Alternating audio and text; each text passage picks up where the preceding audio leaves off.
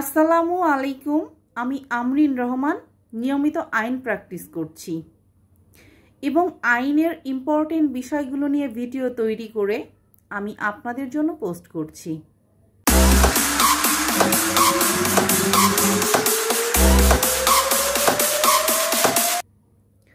আমি আজকে যে বিষয়টি নিয়ে আলোচনা করব সেটি হচ্ছে কখন একজন স্বামী তার প্রথম স্ত্রীর অনুমতি ছাড়া দ্বিতীয় বিবাহ করতে পারবেন।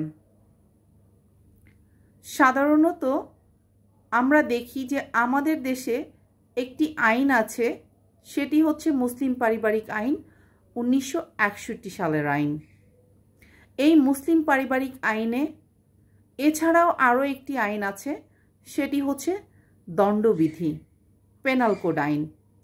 এই দুইটি আইনেই কিন্তু বলা হয়েছে যে একজন স্বামী তার প্রথম স্ত্রীর জীবদ্দশায় বা প্রথম স্ত্রীর সাথে বৈবাহিক সম্পর্ক চলমান অবস্থায় যদি দ্বিতীয় বিবাহ করতে চান, তাহলে ওই স্বামীকে অবশ্যই প্রথম স্ত্রীর অনুমতি নিতে হবে এবং একই সঙ্গে ওই ব্যক্তিকে সালিসি কাউন্সিলেরও অনুমতি নিতে হবে।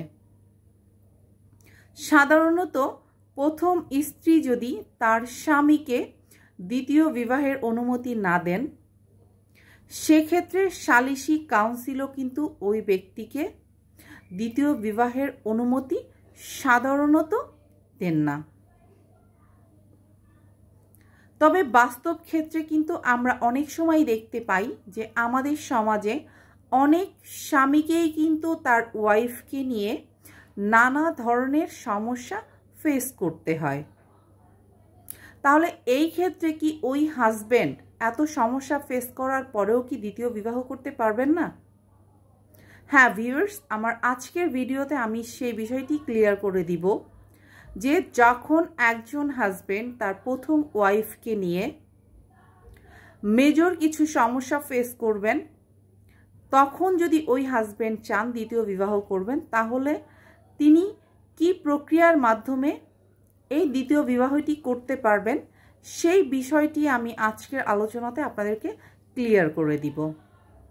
কোনো হাজব্যান্ড যদি দ্বিতীয় বিবাহ করতে চান, তাহলে ওই হাজব্যান্ডকে, ওই স্বামীকে সর্বপ্রথমই কিন্তু সালিসি কাউন্সিলের কাছে লিখিতভাবে আবেদন জানাতে হবে যে কেন এই স্বামী বা এই ব্যক্তি দ্বিতীয় বিবাহ করতে চাচ্ছেন। কারণ তার প্রথম স্ত্রী অলরেডি আছেন এবং প্রথম স্ত্রীর সাথে এই স্বামীর বৈবাহিক সম্পর্কও আছে, কিন্তু তারপরও কেন ওই ব্যক্তি দ্বিতীয় বিবাহ করতে চাচ্ছেন। এই ক্ষেত্রে আমি আপনাদেরকে ক্লিয়ার করছি যে সালিসি কাউন্সিল কি বা সালিসি কাউন্সিল কাকে বলে। সালিসি কাউন্সিল বলতে আমরা কি বুঝি? সালিসি কাউন্সিল হচ্ছে এই যে প্রথম স্ত্রী, এই প্রথম স্ত্রী যে এলাকায় বসবাস করেন, সেটা যদি ইউনিয়ন পরিষদের ভিতরে হয় তাহলে ইউনিয়ন পরিষদের চেয়ারম্যান মেম্বার, এটা যদি সিটি কর্পোরেশনের ভিতরে হয় তাহলে সিটি কর্পোরেশনের মেয়র, কাউন্সিলর, এরা, এবং এছাড়াও এই যে প্রথম স্ত্রী, প্রথম স্ত্রীর প্রতিনিধি এবং যে স্বামী দ্বিতীয় বিবাহ করতে চাচ্ছেন এই স্বামীর প্রতিনিধি, এই সকলের সমন্বয়ে একটি কমিটি গঠন করা হয়, যেটাকে বলা হয়ে থাকে সালিসি কাউন্সিল। সো আশা করছি যে সালিসি কাউন্সিল কি সেটা ক্লিয়ার হয়েছেন। এই সালিসি কাউন্সিলের কাছেই কিন্তু প্রথম স্বামী লিখিতভাবে আবেদন করতে হবে যে আমি দ্বিতীয় বিবাহ করতে চাচ্ছি। এখন আমি আলোচনা করছি যে কোন কোন গ্রাউন্ডসে একজন স্বামীকে সাধারণত প্রথম স্ত্রী জীবিত থাকা অবস্থায় এবং প্রথম স্ত্রীর সঙ্গে বৈবাহিক সম্পর্ক থাকার পরেও সালিসি কাউন্সিল ওই ব্যক্তিকে দ্বিতীয় বিবাহ করার অনুমতি দিয়ে থাকেন। নাম্বার 1 হচ্ছে প্রথম স্ত্রী যদি তার স্বামীর সাথে যে কনজুগাল লাইফ, দাম্পত্য জীবন, শারীরিক সম্পর্কটি কন্টিনিউ করতে ব্যর্থ হন, অর্থাৎ তার যদি তার স্বামীর সাথে শারীরিক সম্পর্ক করতে শারীরিকভাবে সমস্যা থাকে বা তিনি ব্যর্থ হন, এই ক্ষেত্রে কিন্তু ওই স্বামীকে সালিসি কাউন্সিল দ্বিতীয় বিবাহের অনুমতি দিয়ে দিবেন। নাম্বার 2 হচ্ছে প্রথম স্ত্রী যদি গর্ভধারণে ব্যর্থ হন, প্রথম স্ত্রী যদি সন্তান জন্ম দিতে না পারেন, কারণ এই ক্ষেত্রে একটা পরিবারের সন্তান কিন্তু খুবই ইম্পর্টেন্ট একটি বিষয়। সন্তান না থাকলে কিন্তু বংশ রক্ষার ক্ষেত্রে একটি প্রবলেম তৈরি হয়। তো এই ক্ষেত্রে কোনো প্রথম স্ত্রী যদি গর্ভধারণ করতে বা সন্তান জন্মদানে অক্ষম হন, সেই ক্ষেত্রেও স্বামী দ্বিতীয় বিবাহ করতে চাইলে প্রথম স্ত্রী অনুমতি না দিলেও কিন্তু সালিসি কাউন্সিল ওই ব্যক্তিকে দ্বিতীয় বিবাহের অনুমতি দিয়ে দিবেন। নাম্বার 3 হচ্ছে অনেক সময় কিন্তু একজন স্ত্রী মানসিকভাবে বা প্রতিবন্ধী হতে পারে, তার মানসিক প্রবলেম থাকতে পারে।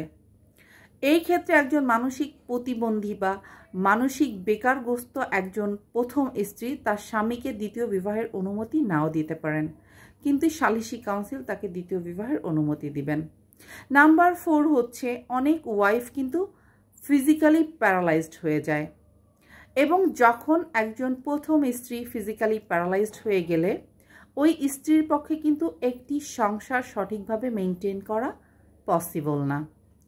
এছাড়াও কিন্তু অনেক সময় প্রথম স্ত্রীর আরও অনেক ধরনের সমস্যা থাকতে পারে, যে কারণে ওই স্বামীকে দ্বিতীয় বিবাহের সিদ্ধান্ত নিতে হতে পারে, এবং এই গ্রাউন্ডসগুলোতে প্রথম স্ত্রী দ্বিতীয় বিবাহের অনুমতি না দিলেও সালিসি কাউন্সিল ওই ব্যক্তিকে দ্বিতীয় বিবাহের অনুমতি দিয়ে দিবেন।